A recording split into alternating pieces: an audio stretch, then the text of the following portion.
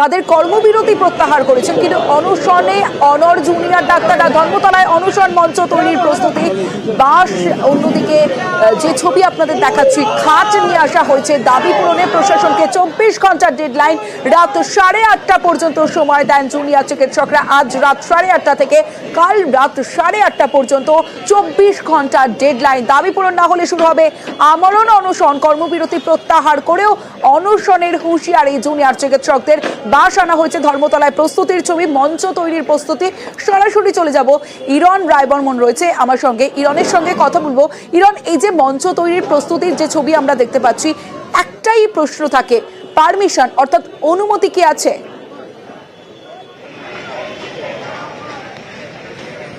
একদমই, দেখো আমি যে ছবিটা দেখাবো, এই মুহূর্তে দাঁড়িয়ে রয়েছি ধর্মতলায় একদম ডরিনা ক্রসিংয়ে, যেখানে মঞ্চ বাঁধার প্রস্তুতি চলছে। এই মঞ্চ ডাক্তাররা বলছেন এটা অনশন মঞ্চ, এবং তারা এখানেই পুলিশের সঙ্গে কথা বলেছেন। কিছুক্ষণ আগে পুলিশের তরফ থেকে জায়গাটি দেখতে আসা হয়েছিল এবং পুলিশের থেকে অনুমতি পাওয়া গেছে বলেই ডাক্তাররা জানাচ্ছেন। এবং তারা এমনভাবে মঞ্চটা তৈরি করছেন যাতে পাশে একটি জায়গা রাখা হচ্ছে, ফাঁকা জায়গা। এই জায়গায় তারা প্রয়োজন পড়লে তারা অভয়া ক্লিনিক করবেন। অর্থাৎ এটা থেকে বোঝা যাচ্ছে তারা কিন্তু এই অনশন প্রক্রিয়া দীর্ঘমেয়াদী করতে পারেন। যদিও তারা বলছেন তাদের দাবি আগামীকাল 8:30-র মধ্যে যদি মানা না হয় তাহলে তারা হাঙ্গার স্ট্রাইকে যাবেন। তবে তার আগেও তারা যেটা বুঝতে পারছেন, তারা বলছেন যে তারা এখানেই থাকবেন এবং ডিউটি প্রত্যাহার করেছেন, কর্মবিরতি প্রত্যাহার করেছেন। সেক্ষেত্রে তারা ডিউটি করবেন। ডিউটি করার পর যে সময়টা তারা বিশ্রাম নেন, পড়াশোনা করেন, সেটাই অনশন মঞ্চে বসে করবেন। এই প্রস্তুতির ছবি যখন দেখাচ্ছি, যেখানে চৌকি নিয়ে আসা হয়েছে, বাস পাতা হয়েছে, এখানে কিন্তু এরা অবস্থান করবেন, এখানেই থাকবেন এবং যারা ডিউটি করবেন, যারা ডিউটি থাকবেন না সেই সময়টা তারা আসবেন, এখানে অবস্থান করবেন। এছাড়া এই মুহূর্তে যদি ছবি দেখাই, বৃষ্টি পড়ছে ধর্মতলায়, বৃষ্টি মাথায় নিয়ে, ছাতা নিয়ে অনেকেই ডাক্তার, জুনিয়র ডাক্তাররা রয়েছেন। সাধারণ মানুষও বেশ কয়েকজন এসছেন, তারাও কিন্তু রয়েছেন, আমরা দেখছি। সেখানে কিন্তু ডাক্তাররা তাদের যে প্রতিবাদের কণ্ঠস্বর বা তাদের যে এই মুহূর্তের অবস্থান, সেটা কিন্তু তারা চালিয়ে যাচ্ছেন। সেই ছবিও আমরা দেখতে পাচ্ছি ধর্মতলায় ডরিনা ক্রসিংয়ে। এই মুহূর্তে বন্ধ রয়েছে রাস্তা। রাত 8:30 থেকে যে সময় দেওয়া হয়েছে, সেই সময়ের কথা আগামীকাল 8:30। আরো একটা বিষয়, কিছুক্ষণ আগে আমরা দেখলাম যে পুলিশের উচ্চপদস্থ আধিকারিকদের সঙ্গে জুনিয়র চিকিৎসকদের কথোপকথন হয়, ঠিক কোন কোন বিষয় কথা হয়েছে?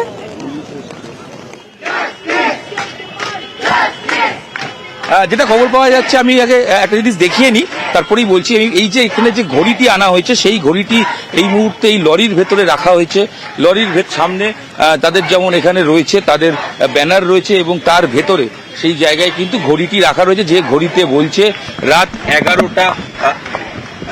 11:05 বাজতে যায়। অর্থাৎ এই ঘড়ি চলমান ঘড়ি, এই ঘড়িকে সামনে রেখেই তারা আন্দোলনে বা অবস্থানে যেটা বসার তারা রয়েছে। আমরা ডাক্তারদের কাছে অবশ্যই যাব, কারণ ডাক্তারদের সঙ্গে যখন পুলিশ কথা বলছিলেন, পুলিশের তরফে বলা হয়েছিল পাশেই যেহেতু একটি এখানে পুলিশের পোস্ট রয়েছে, আউটপোস্ট রয়েছে, সেই আউটপোস্টের জায়গা থেকে সামনে রেখে তারা বলেছিলেন যে কতদূর তারা করতে পারবেন। তারা ঠিক তার পাশে যে পুলিশের গাড়িগুলো থাকে ধর্মতলায়, আমরা আসলে জানি পুলিশের যে আউটপোস্ট, সেই পুলিশের তার পাশে যে গাড়ি রাখার জায়গা, সেই জায়গাগুলো থেকেই কিন্তু তারা ওখান থেকে তারা পারমিশন চান এবং পরবর্তী সময় সেই পারমিশন পেয়ে যাতে তারা সেখান থেকে সরে গিয়ে যাতে তারা মঞ্চ বাঁধতে পারেন, সেই বিষয়টি কিন্তু তারা করার চেষ্টা করেছেন এবং ইতিমধ্যেই সেটি করেছেন বলে খবর। এবং যারা ডাক্তাররা রয়েছেন তাদের কাছ থেকেও যদি আমরা একটু জানার চেষ্টা করি তারা কি বলছেন এবং তার সঙ্গে কি কথা হয়েছে। আপনারা যখন এখানে ছিলেন, পুলিশও তো এসেছিল পারমিশন বিষয়ে দেখতে, পুলিশ কি বলে, অনুমতি দিল? হ্যাঁ, অনুমতি তো দিয়েছিল। কখন বলছেন? এই যখন অবস্থা, হ্যাঁ পুলিশ তখন অনুমতি দিয়েছেন। কালকে অবধি 24 ঘন্টা, আমরা প্রেস রিলিজে যেমন বলেছি 24 ঘন্টা অবধি আমরা দেখবো, দাবি যতক্ষণ না মিটছে ততক্ষণ। এখানে তো পুলিশের গাড়ি থাকে এই জায়গাগুলোতে, সেটা পুলিশ গাড়ি সরিয়ে নিল, আপনারা তো আবেদন করেছিলেন। হ্যাঁ, তাদের যতটা, দেখুন প্রথমে তো মেরেছেন, পুলিশরা মেরেছে, তারপরে একটা ক্ষমা তো চাইতে হবে। আর এগুলো তো মিনিমাল, ঠিক আছে, এগুলো তো নিজে থেকেই করা উচিত, এগুলো তো জোর করে আমরা করার কিছু কথা নয়। সেক্ষেত্রে আপনারা কি কালকে দাবি না মানায় সেক্ষেত্রে লঙ্গার হবে? লঙ্গার থেকে বড় কথা তীব্রতর হবে, মানে লং ডিউরেশনের থেকে বড় কথা অনশন হবে। হাঙ্গার স্ট্রাইক কি করবেন সকালে আর তারপরে অনশন, বা ডিউটি আওয়ার্স অনুযায়ী? না, কিছু আমাদের নেতৃত্ব যারা আছে তাদের মধ্যে থেকে কেউ কেউ অনশন করবেন, বাকিরা ডিউটিতে নিজের মতো থাকবে। রিলে অনশনের মতো প্রায় বলা যায় যে যারা করবেন নেতৃত্ব থেকে তারা করবেন, আর বাকিরা ডিউটিতে যেমন সিজওয়ার তরফ থেকে কি আগামীকাল পর্যন্ত অনুমতি দেওয়া হয়েছে, না সেক্ষেত্রে আপনারা লঙ্গার হতে পারে সেই কথা ভেবে মঞ্চ করছেন? লঙ্গার হবে সেই ভেবেই মঞ্চ, তাই জানিয়েছেন আপনারা? একদমই আমরা শুনলাম যে ওনারা বলছেন যে পুলিশকে জানিয়েছেন যে আগামীকাল পর্যন্ত তারা 8:30 অবধি থাকছেন, তো বটেই প্রয়োজনে এই আন্দোলন যদি আরো লঙ্গার হয় সেক্ষেত্রে তারা কিন্তু থাকবেন এবং সেটা মাথায় রেখেই কিন্তু তারা এই মুহূর্তে অবস্থানে রয়েছেন এবং আগামীকাল তাদের যে আন্দোলন কর্মসূচি সেই কর্মসূচির জন্য পুলিশ পারমিশন অর্থাৎ পুলিশের অনুমতি তারা পেয়েছেন, এমনটাই জুনিয়র চিকিৎসকরা তারা জানালেন। আর দাবি পূরণ 24 ঘন্টা ডেডলাইন, আর সেই ডেডলাইনে যদি দাবি পূরণ না হয় তাহলে আমরণ অনশনের হুঁশিয়ারি দিয়েছেন জুনিয়র চিকিৎসকরা।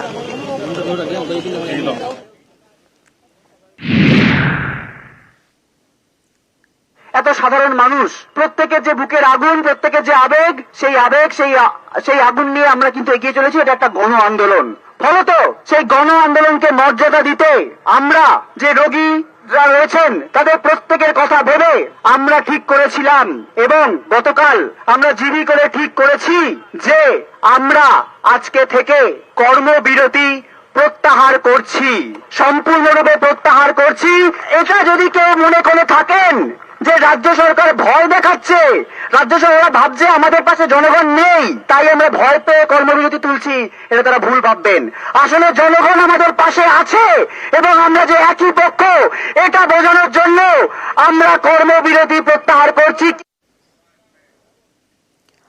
অন্যদিকে ধর্মতলায় জুনিয়র ডাক্তারদের মিছিলে রীতিমতো উত্তেজনা। জুনিয়র ডাক্তারদের মারধরের অভিযোগ, আর সেই মারধরের অভিযোগ পুলিশের বিরুদ্ধে। মঞ্চ তৈরি করতে গেলে মারধরের অভিযোগ প্রতিবাদে ধর্মতলায় অবস্থান জুনিয়র ডাক্তারদের। ধর্মতলায় পুলিশ জুনিয়র ডাক্তারদের রীতিমতো বচসা, পুলিশের বিরুদ্ধে স্লোগান আন্দোলনকারীদের।